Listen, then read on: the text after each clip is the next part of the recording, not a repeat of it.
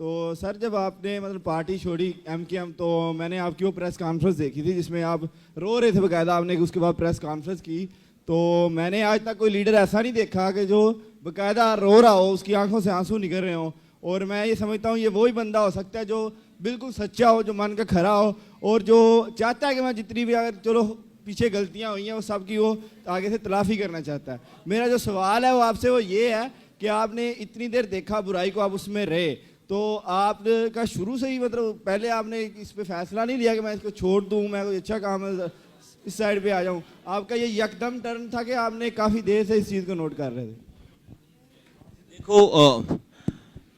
دیکھو جب میں نے اگر 27 سال گزارے اپنی پارٹی میں، تو 27 سال سے ہی میں جو ہے وہ میئر نہیں تھا.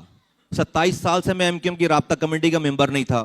27 سال سے میں جو ہے لندن نہیں جا رہا تھا. میں تو اسٹریٹ ورکر تھا جب میں نے سٹارٹ کیا. تو 27 سالوں میں 22 سال تو میں اسٹریٹ ورکر رہا ہوں. 5 سالوں میں اس لیول پہ آنے لگا.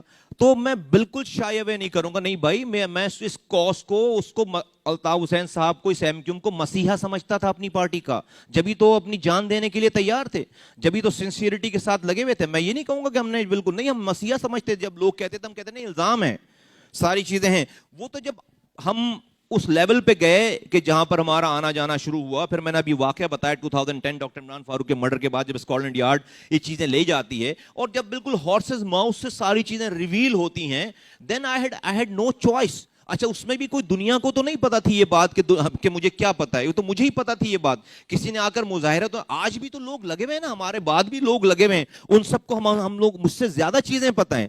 لیکن آئی میڈ دس. اور جب میں آیا ہوں اس وقت نہیں چھوڑی میں نے پارٹی، اس سے 3 سال پہلے چھوڑ دی.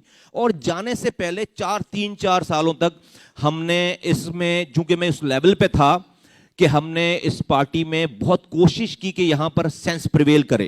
ہم نے ڈیمیجز کو کنٹرول کرنے کی بھی کوشش کی، ہم نے بہت سمجھانے کی بھی کوشش کی ہوگی، ہم نے بہت سارے اپس اینڈ ڈاؤن بھی دیکھے ہوں گے. لیکن ایک ٹائم ایسا آ گیا کہ جہاں پر یہ لگا کہ نہیں، ہماری کوششوں سے کچھ زیادہ فرق پڑ نہیں رہا.